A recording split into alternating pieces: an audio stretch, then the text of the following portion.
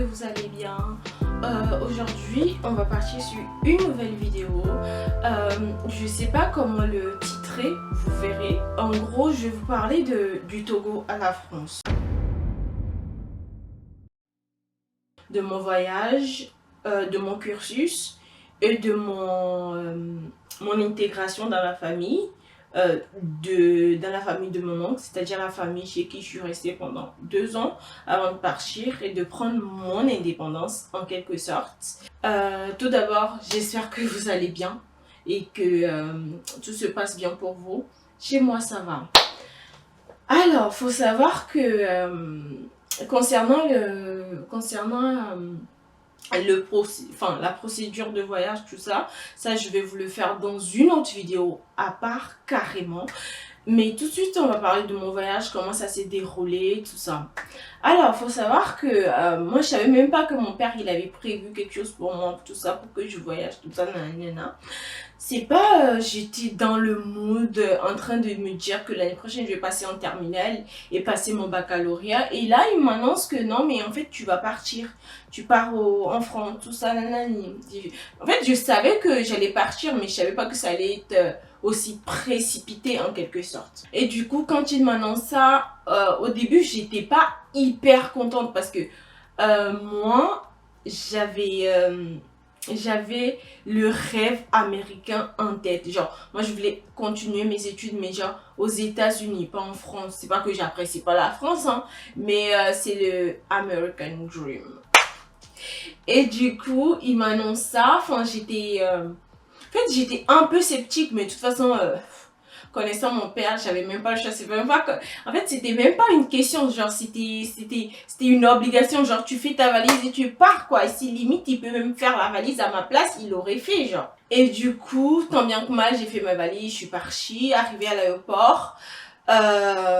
C'était déjà tendu. Parce qu'en fait, j'avais donné, je crois que j'avais donné à l'aéroport du Togo, voilà. Je crois que j'avais donné mon ancien passeport. J'avais donné mon ancien passeport togolais. Il était périmé en gros.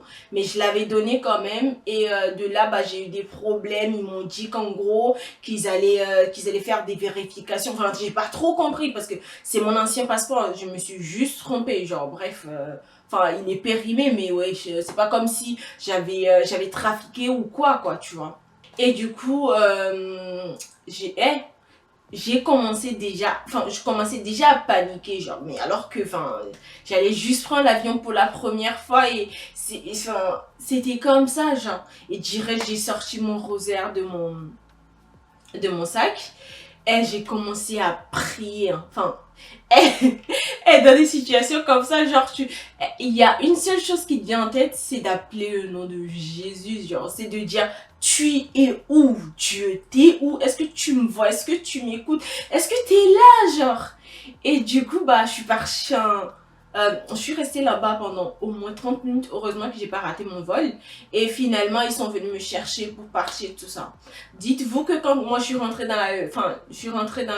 j'ai passé la porte d'embarquement, bah mes parents sont partis en gros. Il restait que moi là-bas, genre j'étais toute seule et je connaissais personne, genre. Et faut savoir que mon père, il avait demandé à ce qu'on me fasse l'accompagnement. Genre, il avait payé mon billet en accompagnement. Ça veut dire que c'est les hôtesses de l'air qui doivent m'accompagner de mon vol jusqu'à l'atterrissage et de m'accompagner de l'atterrissage à la personne qui viendra me chercher. Et du coup, l'hôtesse est venue me voir, enfin, qu'est-ce qui se passe, tout ça, nanani, on lui a expliqué. Et elle est venue me voir, je crois, 1 heure plus tard. Et on est parti. Je suis rentrée dans l'avion, tout ça, tout s'est bien passé, j'ai bien dormi, j'ai tapé mon meilleur sommeil. J'avais peur quand même parce que c'était la première fois que je prenais l'avion, genre j'avais peur, j'avais des appréhensions sur la famille de mon oncle, j'avais des appréhensions sur mon cursus, tout ce qui découle du racisme, de l'harcèlement. Enfin, moi j'avais jamais connu ça au bled. Moi j'étais hyper active au bled, genre, enfin, j'étais, comment dire, en fait, c'est même pas j'étais même pas extravertie, j'étais comme ça laisse tomber, genre, laisse tomber, j'en perds mes mots carrément. Et du coup, on atterrit ici. on atterrit à Charles de Gaulle, on sort de l'avion. Et c'est pas, en fait, dites-vous que l'hôtesse qui m'avait pris en charge, avait pris en charge un mec, un petit, il avait entre 10 et 12 ans, un truc du genre. Du coup, dites-vous que le test m'a tenu la main, genre, je n'en reviens toujours pas. Le test m'a tenu la main, on est parti, et arrivé au niveau des policiers, même ils contrôlent les passeports, tout ça là. Et ceux qui n'ont pas la nationalité française, ils contrôlent le visa, tout ce qui concerne les papiers en règle quoi. Et c'est pas, j'arrive au niveau des policiers, et là ils prennent mon passeport, ils prennent mon passeport, pardon, et il me dit quoi? Il me dit, vous ressemblez pas à la personne qui est sur la photo. J'ai fait, la photo du passeport du coup, j'ai fait, mais bah si, c'est moi. Il m'a dit non, déjà les yeux c'est pas pareil, le nez c'est pas pareil. J'ai fait, oh, c'est moi. En fait, il faut savoir que la photo que j'ai mise dans mon passeport, en fait, je l'avais pris en les petites photos carrées là, genre photo passeport. En gros, c'est ce que j'avais pris. Et du coup, bah en fait, je l'ai plus sur moi. Enfin, j'ai laissé pardon le reste au bled. Et bah du coup, j'ai fait, en fait, justement, les photos c'est moi-même, je les ai faites et j'ai laissé le reste des photos au bled, sinon je vais vous le montrer, c'est bien moi. Il m'a dit non, mais non, mais je veux pas aller trop vite, mais j'y crois pas du tout à votre histoire. J'ai fait, mais si, c'est moi. Et du coup, il me dit, de toute façon, on va pas polémiquer, midi à 14 h, vous allez me suivre au poste de police. J'ai fait, mais en fait, désolé, mais j'ai bégayé. Et du coup, le policier m'a fait, de toute manière, vous n'avez pas le choix, vous allez nous suivre. Et l'hôtesse de l'air m'a dit, bah, de toute façon, je te rejoins directement de l'autre côté de l'aéroport pour aller chercher les valises de 1 et et te ramener à ta famille d'accueil, du coup. Et du coup, on est parti. Et dans la voiture, il y avait une dame, une policière à côté de moi.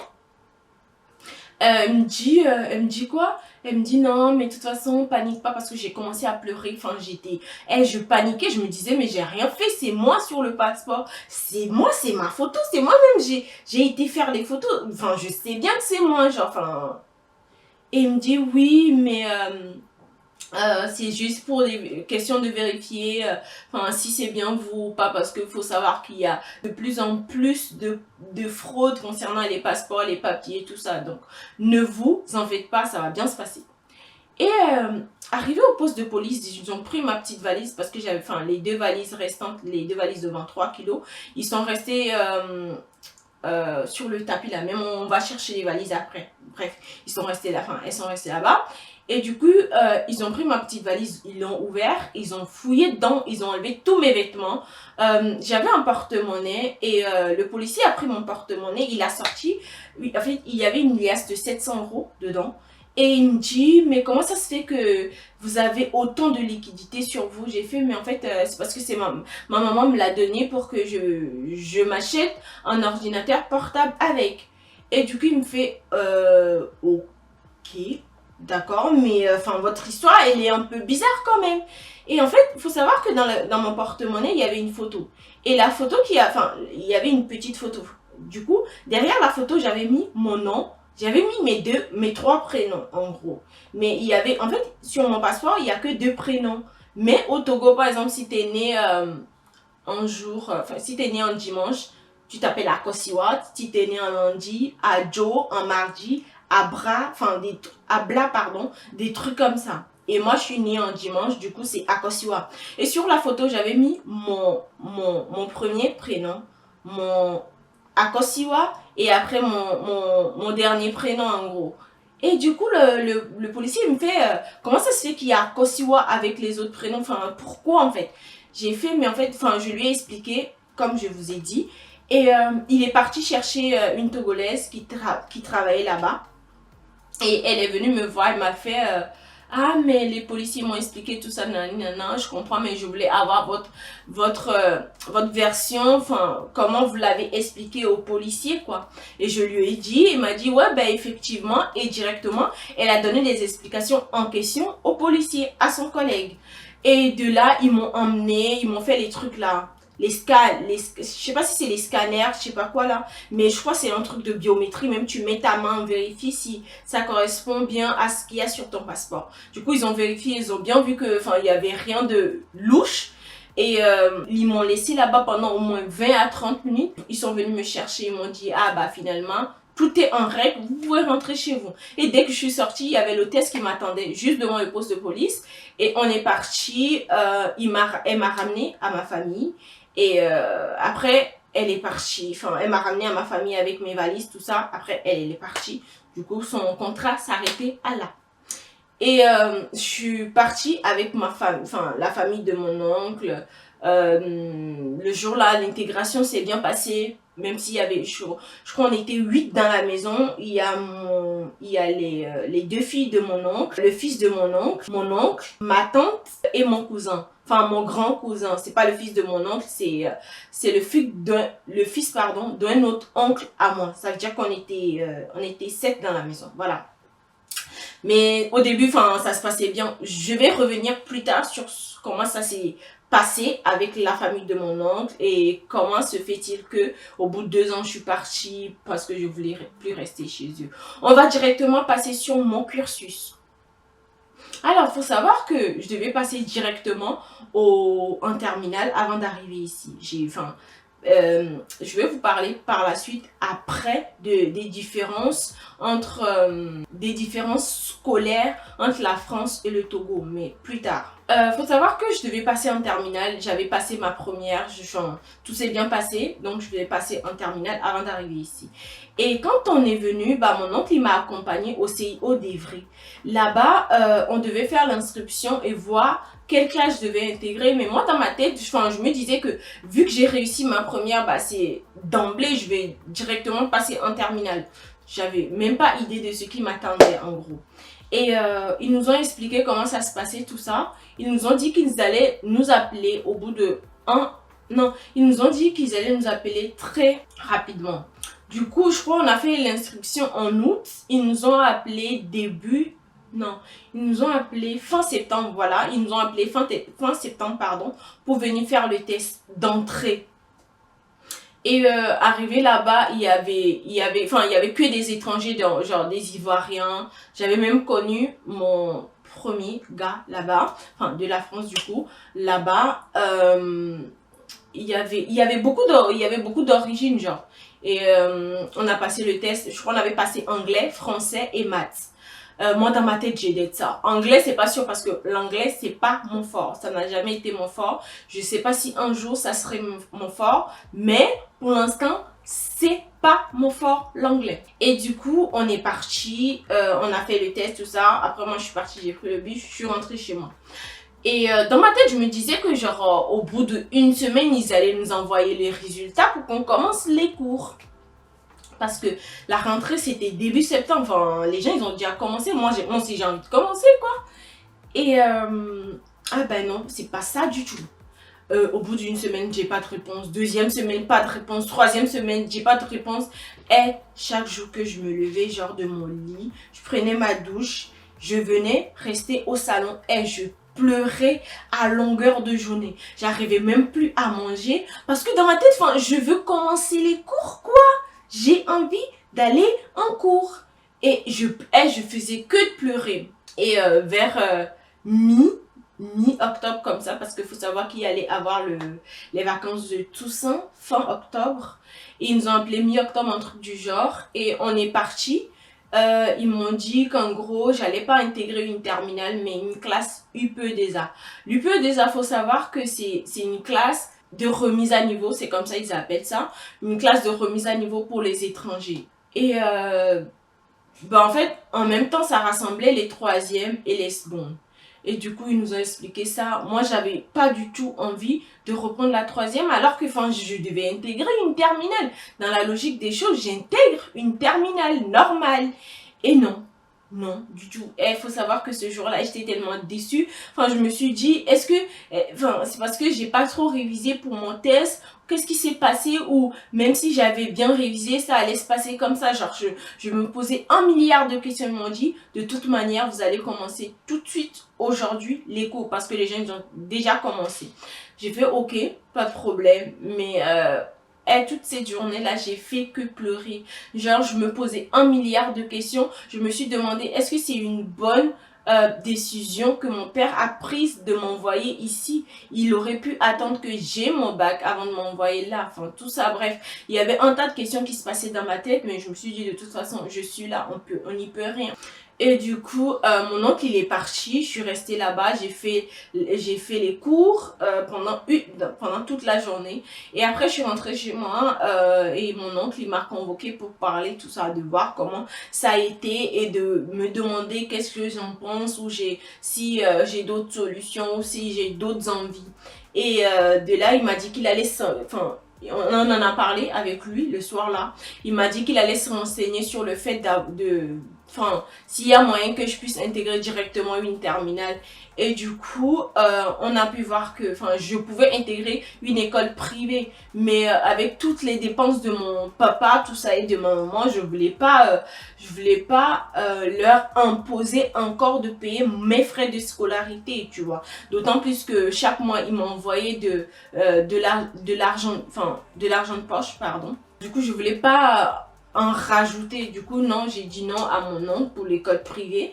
Et il s'est renseigné et il y a moyen que je fasse une formation mais dans un domaine prédéfini. Ça veut dire que, enfin, je sais pas, en tant que couturière, en tant que coiffeuse, enfin, des trucs comme ça. Mais moi, je me voyais pas, enfin, apprendre un métier par an. Je voulais, genre, moi, dans ma tête, je voulais devenir commercial ou, enfin, je sais pas, ou, enfin, faire du commerce tout simplement. Enfin, je voulais pas faire ça. Et il m'a dit que ouais, il y avait des formations dans le commerce, tout ça. J'ai dit non, j'ai envie de continuer mes cours, j'ai envie de m'améliorer, j'ai envie d'apprendre de nouvelles choses, mais pas forcément faire une formation directement.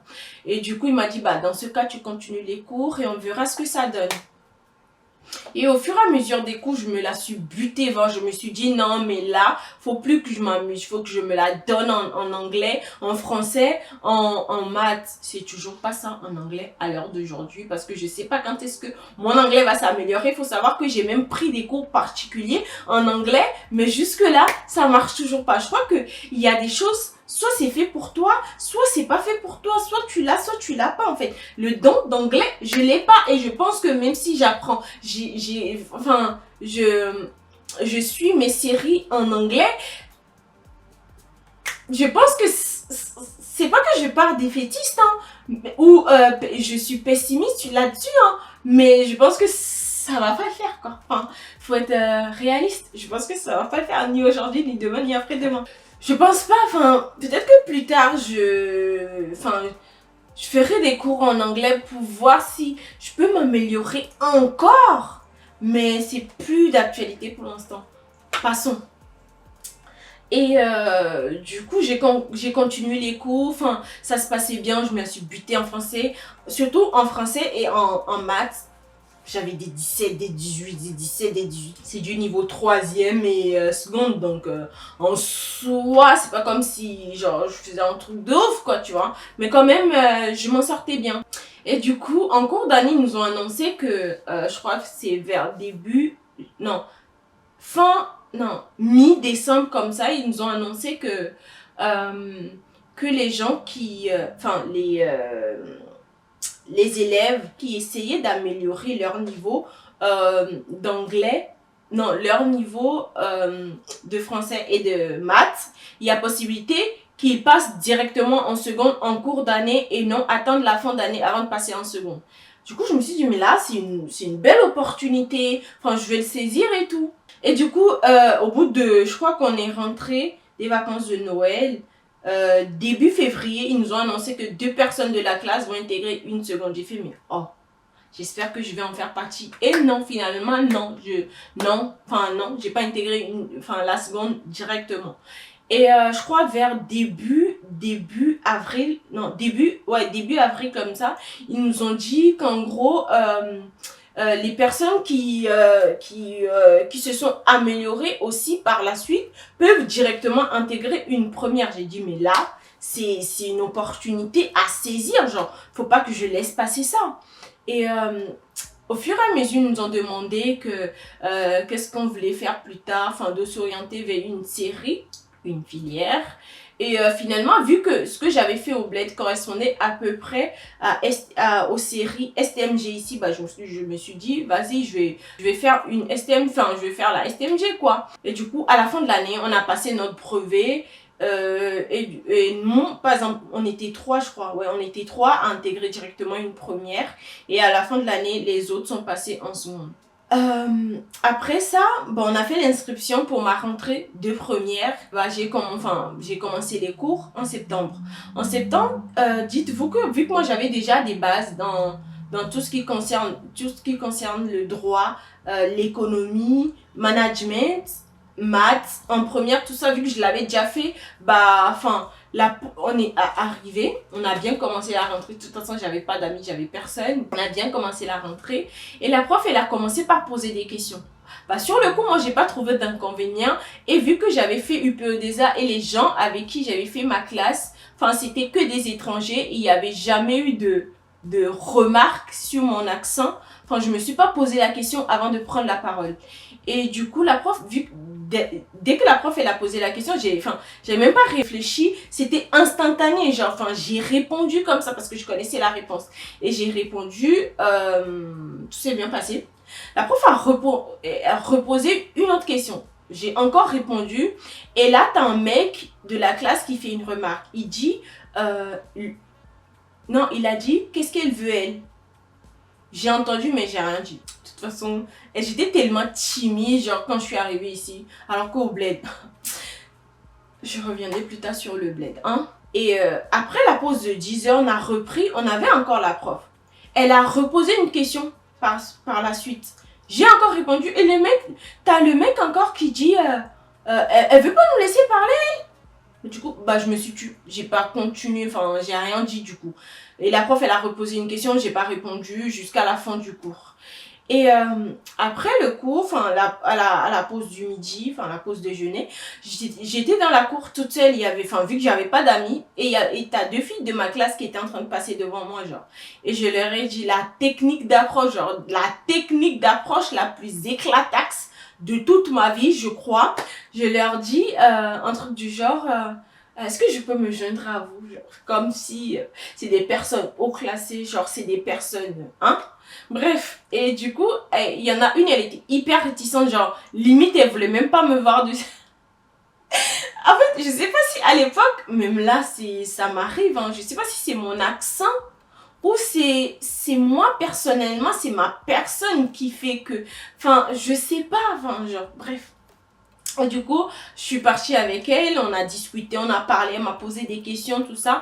Et elle revient sur le sujet de ce qui s'est passé dans la classe. Et elle me dit, dans la salle, pardon.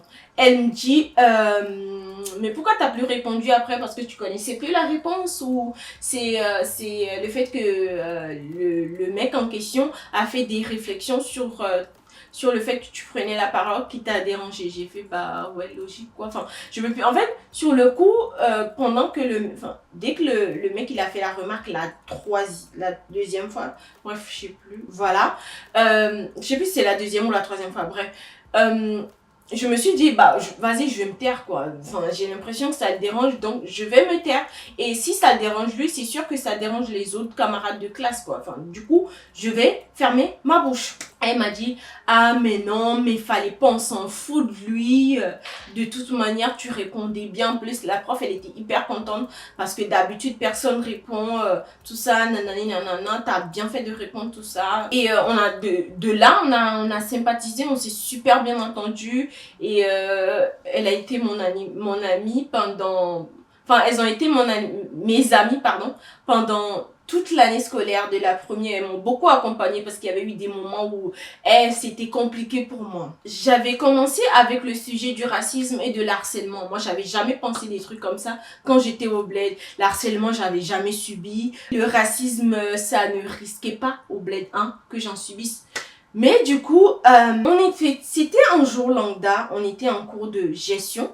Je me souviens encore parce qu'il faut savoir que le début m'a tellement marqué que je me suis posé des questions. Jusque là, je m'en pose quoi. Bref. Et on était en cours de gestion et là, le prof, il avait posé une question, tout ça. Du coup, j'ai répondu. Il a fait... il a fait un bruit bizarre comme si ce que je disais lui dérangeait. Enfin, pas le prof, hein. Il y avait un mec de la classe, on va l'appeler le blanc. C'est pas raciste du tout, je dis ça pour que vous compreniez l'histoire et pour que vous me suivez dans ce que je dis. Mais ça n'a rien à voir de raciste ou de... Enfin, bref, je n'ai rien contre personne. Voilà. Et du coup, il me dit, il a fait un bruit bizarre, mais j'ai pas trop calculé. Enfin, je me suis pas dit directement que c'était à cause de moi qu'il faisait ça, genre. Le prof, il a reposé une autre question, et là, je réponds encore, et il me fait, elle veut pas se taire avec son vieux accent, là, j'ai fait, mais... Bon les amis, ce serait la fin de cette première partie. Je vous retrouve très très bientôt pour la deuxième partie. Donc n'hésitez pas à vous abonner, à activer la cloche de notification pour ne louper aucune de mes vidéos et surtout pas la deuxième partie de celle-ci. À bientôt pour de nouvelles aventures. Bisous!